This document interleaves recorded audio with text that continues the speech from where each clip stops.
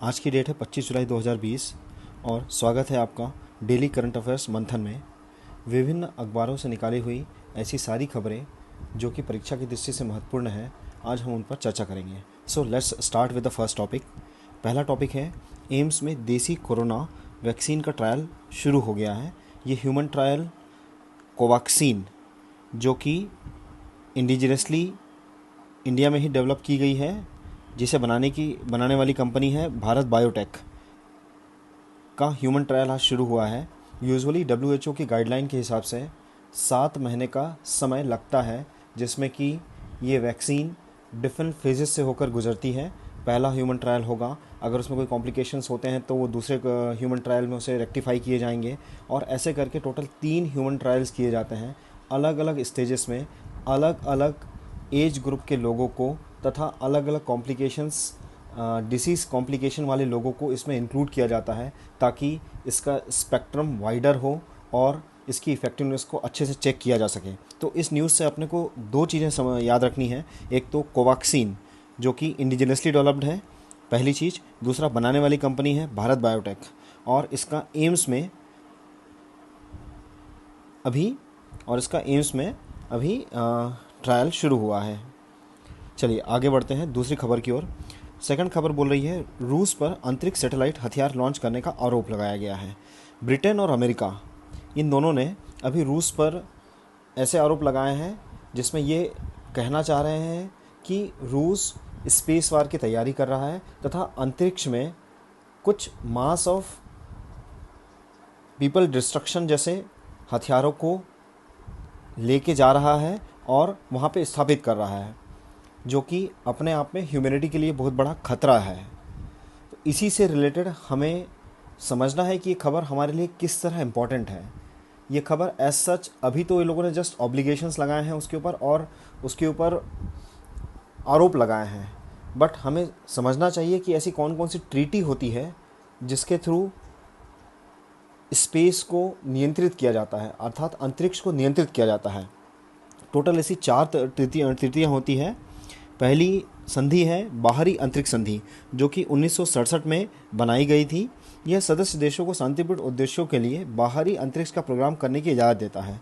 साथ ही यह संधि, ये इंपॉर्टेंट पॉइंट नोट करने वाला है, अंतरिक्ष में ऐसे हथियार तैनात करने पर पाबंदी लगाती है जो जनसंहारक हो। और उसके बाद अगला पॉइंट है, भारत इस प्रारंभ से ही इस संधि का हिस्सा रहा है। हमने यूजुअली प्रीलिम्स में ऐसे क्वेश्चंस देखे हैं जिसमें एग्जामिनर पूछ रहा होता है कि भारत इस पर्टिकुलर संधि का शुरू से ही मेंबर रहा है या नहीं रहा है। जैसे कि प्रीवियस ईयर में पूछा गया था कि WTO का भारत मेंबर रहा है या नहीं रहा है, वर्ल्ड बैंक का मेंबर रहा है या नहीं रहा है। तो जब भी आप ऐसे किसी ट्रीटी को या फिर किसी बड़े ऑर्गेनाइजेशन की बात करते हैं तो उसके फॉर्मेशन के समय ये ज़रूर देखें कि इंडिया उसका पार्ट था या नहीं था। पहली ट्रीटी हो गई। दूसरी संधि है मून एग्रीमेंट। 1979 में सोवियत संघ की पहल के बाद में मून एग्रीमेंट को लॉन्च किया गया था। वो विभिन्न राष्ट्रों द्वारा हस्ताक्षर किए गए थे। यह समझौता अन्य राष्ट्रों की अनुमति के बिना सभी खगोल पिंडों की जांच या उसके उपयोग को प्रतिबंधित करता है। तीसरी ट्रीटी है रेस्क्यू एग्रीमेंट, जो कि 1963 में लॉन्च किया गया था। इस समझौते के अनुसार सभी राष्ट्रों का दायित्व है कि वे सभी संकटग्रस्त अंतरिक्ष यात्रियों को बचाने और उन्हें अपने देश वापस लाने का हर संभव प्रयास करें। चौथी ट्रीटी है लायबिलिटी कन्वेंशंस। आपको ये चारों ट्रीटियाँ याद होनी चाहिए। आप किसी मेंस के आंसर में भी इसे कोट कर सकते हैं। लायबिलिटी कन्वेंशन है को UN महासभा द्वारा 1971 में अपनाया गया था।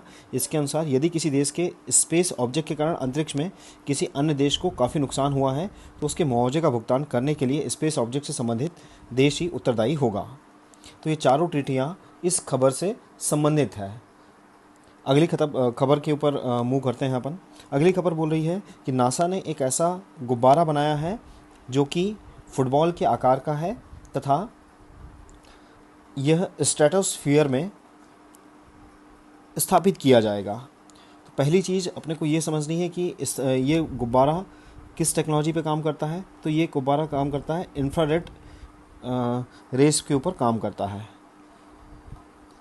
दूसरी चीज़ है ये स्थापित किया जाएगा स्ट्रेटोस्फीयर में। और तीसरी चीज़ है किसने भेजा है, ये नासा इसे भेजने का प्लान कर रही है। तो ज्योग्राफी के हिसाब से हमें देखना चाहिए कि कितनी लेयर्स होती हैं जो कि हमारे एनवायरनमेंट को और तथा पृथ्वी के ऊपरी सरफेस को डिवाइड करती है। तो अगर देखा जाए मोटा मोटी ट्रोपोस्फियर होता है, स्ट्रेटोस्फियर होता है, मेसोस्फियर होता है और थर्मोस्फियर होता है। ट्रोपोस्फियर जहाँ पे यूजुअली हम सभी लोग रहते हैं तथा हमारे सतह से, पृथ्वी की सतह से लगभग 15 किलोमीटर तक का जो पोर्शन होता है, जिसकी लंबाई अलग अलग जगहों पर कम या ज़्यादा हो रही होती है। जैसे इक्वेटर पे ट्रोपोस्फियर जो होता है वो काफ़ी अधिक ऊंचाई तक होता है। वहीं अगर जाएं पोल्स पर, तो पोल्स पर वो बहुत कम ऊंचाई तक होता है। सेकंड पॉइंट है स्ट्रेटोस्फियर का। तो स्ट्रेटोस्फियर ही एक ऐसी जगह होती है जहाँ पे इसे स्थापित किया जाने वाला है।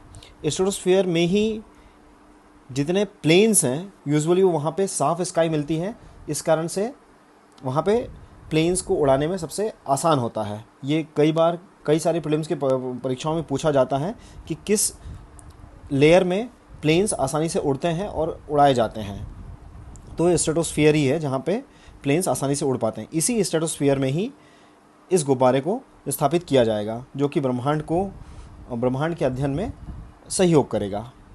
अगली खबर पे आते हैं। अगली खबर है, सरकार ने ई वाणिज्य कंपनियों के नए नियम को अधिसूचित किया है। जब भी हम ऐसी कोई खबर देखते हैं तो हमें यह देखना चाहिए कि अगर ये नए नियम बनाए गए हैं तो किस मिनिस्ट्री के अंदर बनाए गए हैं। इस केस में यहाँ वाणिज्य मिनिस्ट्री, इसका मेन वाणिज्य मिनिस्ट्री ने ही ये नए नियम बनाए हैं। आइए देखते हैं कि क्या क्या चेंजेस किए गए हैं। यहाँ पे ऑलरेडी मैंने हाईलाइट कर दिया है तो आपको पढ़ने में आसानी होगी। पहला नियम इसमें चेंज करने वाला है कि इसमें अन्य बातों से अलावा अन्य उत्पादों पर उत्पत्ति वाले देश का नाम लिखना होगा। जैसे कि ओरिजिन, अगर इंडिया से ओरिजिन है तो उसका इंडिया से ओरिजिन अपने को वहाँ लिखना पड़ेगा। जो भी कंपनियाँ जैसे कि फ्लिपकार्ट या अमेज़न, आप कुछ ही दिनों में ये चेंजेस वहाँ पे अप्लाई कर दिए जाएंगे तथा जब भी आप वहाँ जाके देखेंगे अमेज़न या फ्लिपकार्ट पे, तो आपको आसानी से उत्पाद कहाँ के बने हुए हैं वो दिखने लग जाएंगे। पहला चेंज, बड़ा चेंज ये हुआ है। दूसरा चेंज हुआ है वस्तु की मियाद कब समाप्त होगी, यानी एक्सपायरी डेट उसकी क्या है वो वहाँ पे लिखना आवश्यक होगा। ये सेकंड चेंज किया गया है। तीसरा चेंज ये किया गया है वस्तु और सेवाओं की उत्पत्ति के देश के बारे में बताना ही है और साथ में यह भी बताना है अगर वो किसी दूसरे देश का है तो इंडिया का कंटेंट कितना है। ये तीसरा पॉइंट एक मेजर पॉइंट है, वहाँ पे आपको बताने के लिए कंपनियों को कहा गया है। ई वाणिज्य कंपनियों को रिटर्न, रिफंड, सामान को बदलने, वारंटी, गारंटी, आपूर्ति तथा अन्य सूचनाएं भी देनी होगी जो कि ग्राहकों के लिए निर्णय लेने के लिए बहुत ज़रूरी है। तो ये चौथा चेंज हो गया। यहाँ पे 2 चेंज हुए थे, ये तीसरा चेंज था। टोटल 3 या 4 जो मेजर चेंजेस हुए हैं ये आपको पता होने चाहिए कि हाँ इनमें चेंजेस हुए हैं। इस कानून के तहत ई वाणिज्य कंपनियों को विक्रेता के बारे में जानकारी, उसका पता, ग्राहक के लिए संपर्क को लेकर उसका नंबर समेत विक्रेता को अन्य कोई रेटिंग है तो उसके बारे में भी सूचना तथा अन्य जानकारी भी देनी होगी। तो ये 4-5 चेंजेस हुए हैं। आपको मिनिस्ट्री याद होनी चाहिए। ये 5 चेंजेस आपको याद रखने हैं। चलिए अगली खबर पर चलते हैं। अगली खबर बोल रही है ग्रीन एनर्जी से रिलेटेड है। अगली खबर, HCNG को देश भर में लागू करने का फैसला किया गया है। जब भी हम ऐसी कोई खबर देखते हैं तो हमें सबसे पहले समझ में आना चाहिए कि HCNG आखिर होता क्या है तथा इसका क्या प्रभाव पड़ने वाला है। तो यहाँ प्रभाव तो आसानी से हमें दिख पा रहा है कि वायु प्रदूषण में 70% की कमी लाने की कोशिश की जाएगी अगर ऐसा कोई HCNG अगर यहाँ पे लेके आया जाता है। HCNG अभी दिल्ली में यूज़ होता है तथा पेट्रोलियम मिनिस्ट्री और एनवायरनमेंट मिनिस्ट्री दोनों ने मिलकर यह निर्णय लिया है कि HCNG की रीच को पूरे देश में बढ़ाया जाएगा। आइए हम सबसे पहले देखते हैं कि HCNG होता क्या है।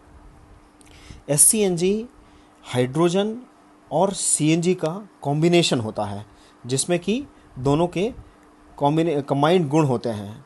HCNG stands for hydrogen enriched compressed natural gas and it combines the advantage of both hydrogen और मीथेन। हाइड्रोजन और मीथेन के गुणों को HCNG में लाया जाता है। HCNG allows the customer early hydrogen deployment with the nearly commercial technology. It is being treated as the first step towards the future hydrogen economy. Future hydrogen economy की तरह यह एक हमारा कदम है जिसके थ्रू हम आगे वातावरण को शुद्ध कर पाएंगे और ज़्यादा से ज़्यादा ग्रीन एनर्जी की तरफ अपने आप को ले जा पाएंगे। उसके अगले पॉइंट में हम बोल रहे हैं कि कार्बन फ्री ऑपरेशंस के लिए भी हाइड्रोजन को यूज़ किया जाता है ना। The rapid increase in the emission of the green house gas and the very strict environmental legislation are the major motivating factor for usage of the hydrogen in the fuel cells on the internal combustion engine. Fuel cell में भी hydrogen का आजकल use होने लगा है और internal combustion engine में भी इनका यूज़ होने लगा है। हाइड्रोजन जो होता है वो काफ़ी अच्छा एडिटिव होता है और वो हाइड्रोकार्बन इन द सेंस आपका गैसेस हो गया या पेट्रोल हो गया या डीजल हो गया, इसके कंबशन को इंक्रीज़ करता है और ये लो इग्निशन एनर्जी भी देता है, हाई रिएक्टिविटी होता है, डिफ्यूज़ द बर्निंग वेलोसिटी। तो ये सारे गुणों के कारण हाइड्रोजन को सीएनजी के साथ में मिक्स करने की कोशिश की जा रही है। Hydrogen infrastructure and refuelling stations एक सबसे बड़ा चैलेंज है अभी एज ऑफ नाउ, और धीरे धीरे इनका जब पेनिट्रेशन होने लग जाएगा इंडिया में तो ये बड़ी आसानी से हर जगह अवेलेबल होगा। अगला पॉइंट बोलता है hydrogen enrich compressed natural gas is still under the research. अभी भी इसमें कई सारे रिसर्च किए जा रहे हैं तथा कोशिशें की जा रही हैं कि कैसे इसे ट्रेनों में या फिर विमानों में या फिर बसों में कैसे इनको लेके इम्प्लीमेंट किया जाए। अभी कुछ एक्सपेरिमेंट किए गए थे फ्रांस और जर्मनी में, जहाँ पर कंप्लीटली हाइड्रोजन फ्यूल से ट्रेनों को चलाने का प्रयास किया गया था। आइए हम अपने मेन आर्टिकल पर फिर से आते हैं। मेन आर्टिकल में क्या क्या चीज़ें हैं अपने काम की वो अपन यहाँ देखते हैं। यहाँ सीएनजी में 18% हाइड्रोजन को मिलाने का सुझाव दिया गया है। दूसरी चीज़ है, गत वर्ष विशेषज्ञों की समिति ने सीएनजी ने 18% हाइड्रोजन मिलाने का सुझाव दिया था। हाइड्रोजन को ईंधन के रूप में व्यवहार करना काफ़ी महंगा होता है। एचसीएनजी सामान्य सीएनजी से महज 2 या 3 रुपये ही महंगी होती है। आखिर ये बहुत ही अफोर्डेबल प्राइसेस में अवेलेबल हो जाती है और कार के इंजन में कोई खास परिवर्तन नहीं करना होता है। तो जो भी अभी कार मैन्युफैक्चरिंग कंपनीज़ हैं उनको कोई भी ज़्यादा इन्वेस्टमेंट नहीं करना होगा, ज़्यादा रिसर्च नहीं करनी होगी इस नई टेक्नोलॉजी को लेके आने में। और ख़ास बात यह है एससीएनजी से 70% तक वायु प्रदूषण कम होता है और कार के इंजन की क्षमता भी बढ़ जाती है।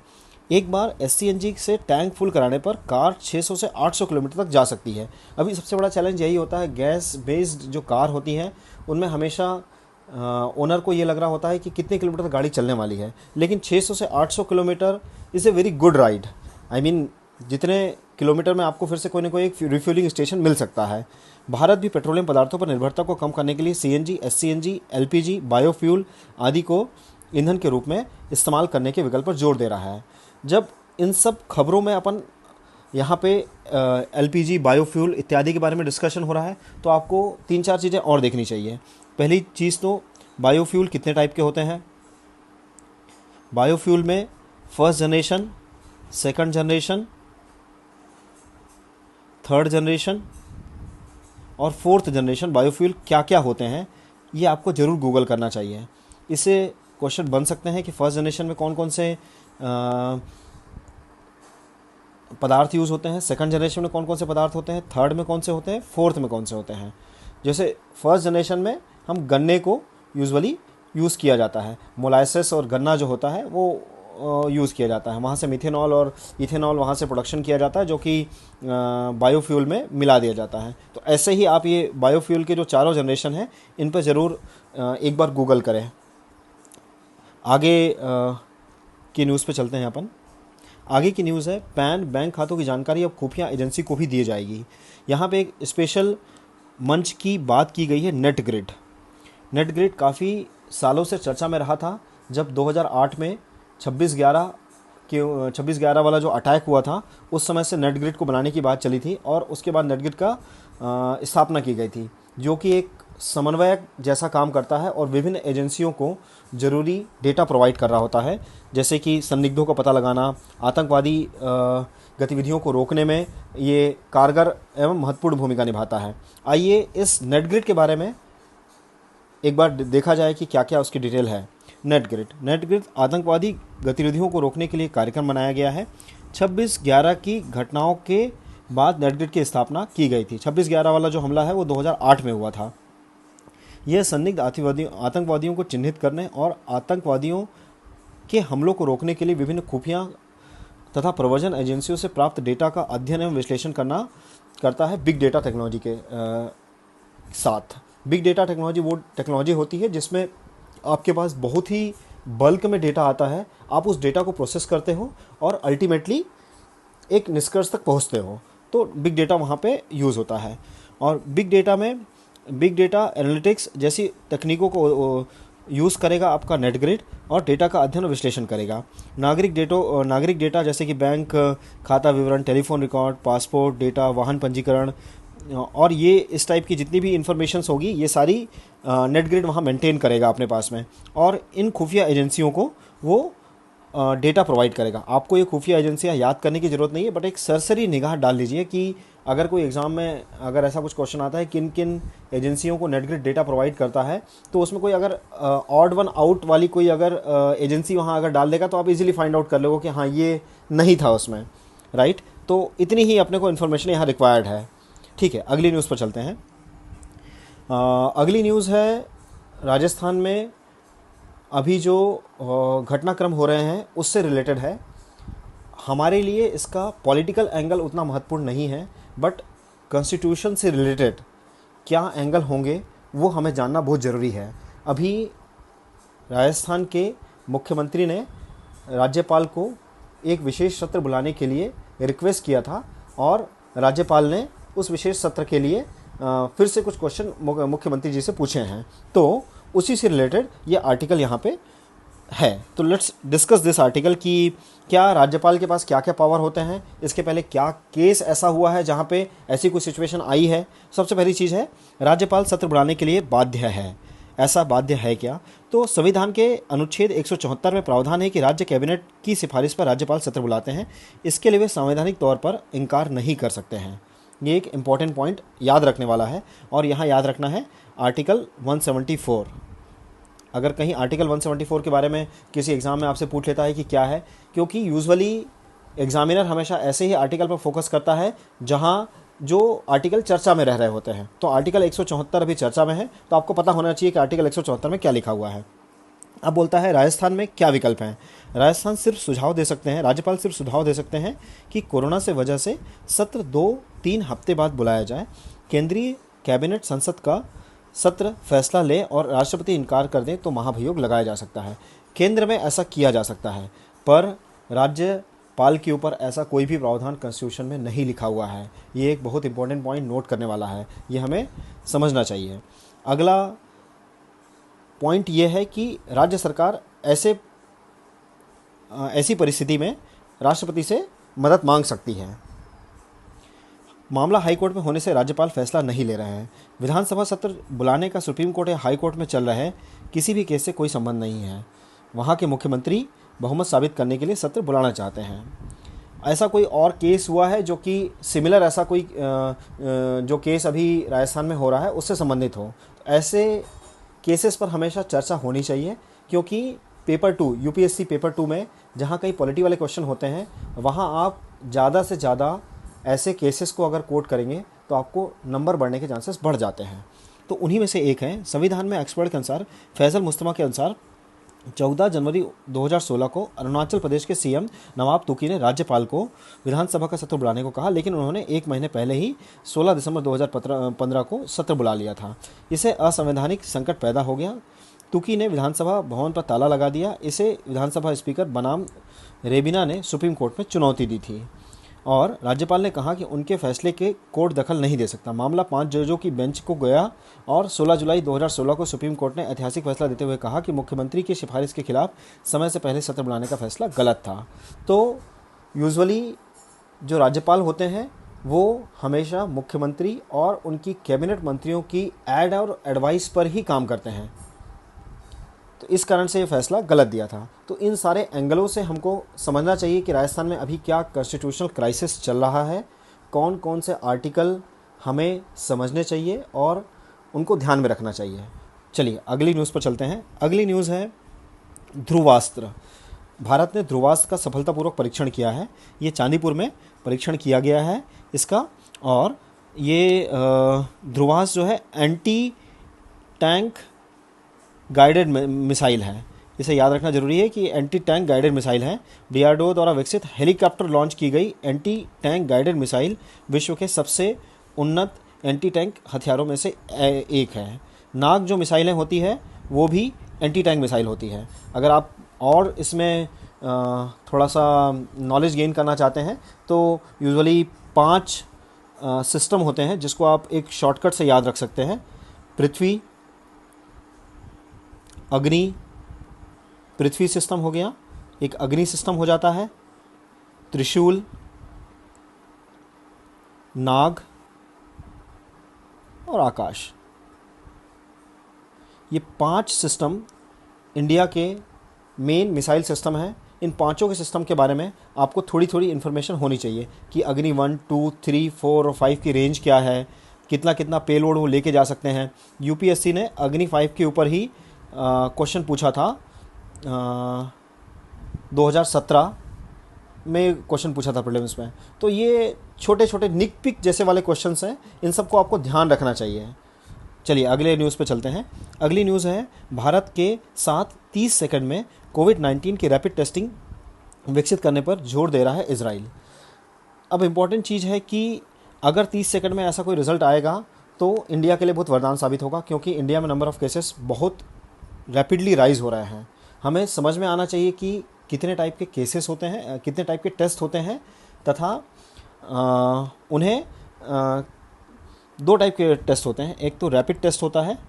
रैपिड टेस्ट क्या होते हैं? रैपिड टेस्ट कोरोना के रैपिड टेस्ट में ये होता है कि आपका खून लिया जाता है और एक स्ट्रिप बेस या फिर किसी एक केमिकल के साथ में एक केमिकल लगी हुई एक स्ट्रिप होती है जिस पे उस आपके ब्लड को उसमें डाल दिया जाता है, और अगर वो एंटीबॉडीज़ आपके बॉडी में जनरेट हो रहे होते हैं जो कि ब्लड के माध्यम से उस स्ट्रिप पे जाएंगे और आपको बताएंगे कि आपकी बॉडी में एंटीबॉडीज़ है या नहीं। यहाँ पे ये पता नहीं लग पाता है कि ये एंटीबॉडी कोरोना के कारण ही है या नहीं है, लेकिन यहाँ से कुछ अंदेशा लग जाता है कि बॉडी में एंटीबॉडीज़ बन रहे हैं। एक ये टेस्ट हो गया। अगर यहाँ पे पॉजिटिव आता है तो आगे का टेस्ट किया जाता है। दूसरा टेस्ट होता है आपका स्वैब बेस्ड टेस्ट होता है। इसमें आपके मुंह से और नाक से स्वैब निकाला जाता है और आरएनए से डीएनए प्रोड्यूस किए जाते हैं, और इन डीएनए को मल्टीप्लाई करके, आरएनए से जो डीएनए निकलता है उनको मल्टीप्लाई करके एक रैपिड इन्वायरमेंट में इनका टेस्ट किया जाता है कि इसमें कोरोना वायरस है या नहीं। तो ये 2 टाइप के टेस्टिंग आपको यूजुअली पता होनी चाहिए। चलिए अगले टॉपिक पे चलते हैं। अगला टॉपिक है 24 नवंबर तक घरेलू विमान की सेवाओं पर प्रतिबंध लगा दिया है। विमानन मंत्रालय ने ही ये वाला काम किया है। नागर विमानन मंत्रालय ने घरेलू हवाई सेवाओं पर जारी प्रतिबंध को 24 नवंबर तक बढ़ाने का फैसला लिया है। ये फैसला यूजुअली इसीलिए लिया जा रहा है क्योंकि नंबर ऑफ़ कोरोना केसेस जो हैं वो कंटिन्यूसली राइज़ हो रहे हैं, और अगर सब कुछ ओपन कर दिया जाएगा तो नंबर ऑफ़ केसेस जो होंगे वो और ज़्यादा जल्दी ग्रो करेंगे। चलिए अगली खबर पर चलते हैं। अगली खबर है हागिया सोफिया से रिलेटेड। हागिया सोफिया ये अभी काफ़ी चर्चा में रहा है क्योंकि टर्की के जो राष्ट्रपति हैं वे इस हागिया सोफिया इस जगह में जाके उन्होंने प्रेयर दी है। तो इसके बारे में आइए जानते हैं क्या है। इस विश्व प्रसिद्ध इमारत का निर्माण बाइजेंटाइन साम्राज्य के दौरान एक चर्च के रूप में हुआ था। 1493 में जब इस शहर पर इस्लामिक ऑटोमन साम्राज्य का कब्जा हुआ तो इसे मस्जिद में तब्दील कर दिया गया था। तो मस्जिद होने के पहले ये एक चर्च थी, इसे बाद में मस्जिद में कन्वर्ट कर दिया गया था। यह इस्तांबुल में स्थित एक ऐतिहासिक पूजा स्थल है। यह ईसाइयों और मुसलमानों द्वारा समान रूप से पूजनीय है। मुस्तफ़ा कमाल अतातुर्क के अधीन आधुनिक धर्मनिरपेक्ष तुर्की राज्य में आरंभिक दिनों में इसे संग्रहालय बना दिया गया है। ये याद रखना है कि ये यूनेस्को का भी एक सूचीबद्ध विश्व धरोहर स्थल है। तो हमें ये इससे क्या क्या चीज़ें याद रखनी है कि ये तुर्की में स्थित है, दूसरा है ये यूनेस्को की वर्ल्ड हेरिटेज साइट है, तीसरा है ये पहले ये क्रिश्चियन था, चर्च था और बाद में इसे कन्वर्ट कर दिया गया है, मस्जिद में तब्दील कन्वर्ट कर दिया गया है। हाल ही में तुर्की के सुप्रीम कोर्ट के इस्तांबुल की प्रसिद्धि हागिया सोफिया संग्रहालय को मस्जिद में बदलने का फैसला सुनाया था। अपार्ट फ्रॉम ऑल दिस, हमें एक चीज़ देखनी चाहिए कि टर्की कहाँ है वर्ल्ड मैप में, किन किन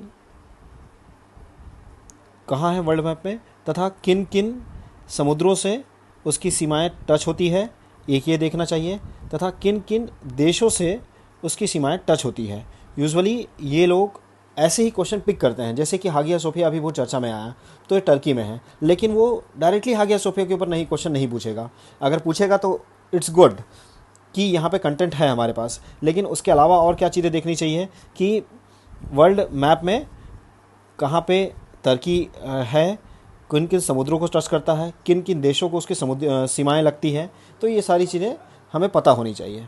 अगले क्वेश्चन पे अगले आर्टिकल पे आते हैं। अगला आर्टिकल बोल रहा है कि आईपीएल का यूएई में संचालन की बात चल रही है, और अगर ये सब कुछ फाइनल हो जाता है तो आईपीएल 19 सितंबर से फाइनल 8 नवंबर को 19 सितंबर से चालू होंगे और फाइनल 8 नवंबर को खेला जाएगा। अभी ये इनिशियल डिस्कशन पे ही है, लेकिन हो सकता है कि यूएई अगर इस बात पे राज़ी हो जाता है तो आईपीएल वहीं कराया जाए। अगले आर्टिकल पे आते हैं। अगला आर्टिकल बोल रहा है कोरोना के नंबर ऑफ़ केसेस जो हैं वो 13 लाख पार कर चुके हैं, और किन राज्यों में सबसे ज़्यादा संक्रमण है। महाराष्ट्र, दिल्ली, तमिलनाडु, कर्नाटका, आंध्रा, ये टॉप 5 जो राज्य हैं जहाँ पे नंबर ऑफ़ केसेस बहुत ज़्यादा मिले हैं। अगर आप देखेंगे तो महाराष्ट्र सबसे ज़्यादा संक्रमित है, 3,47,000 केसेस वहाँ मिले हैं। दिल्ली 1,27,000, तमिलनाडु 1,92,000, कर्नाटका 80,000, और कुल इस महामारी से अब तक 30,600 लोगों की मौत हो चुकी है। तो हमें समझना चाहिए कि कोविड बहुत ही खतरनाक बीमारी है, और इससे एक ही चीज़ आपको बचा सकती है, एक तो सोशल डिस्टेंसिंग और सैनिटाइज़र का प्रयोग करना, हाथ साफ़ करना, किसी भी मास्क पहनना, इस टाइप के जो प्रिकॉशंस हैं वही कोरोना से आपको बचा सकते हैं। Thank you. आज की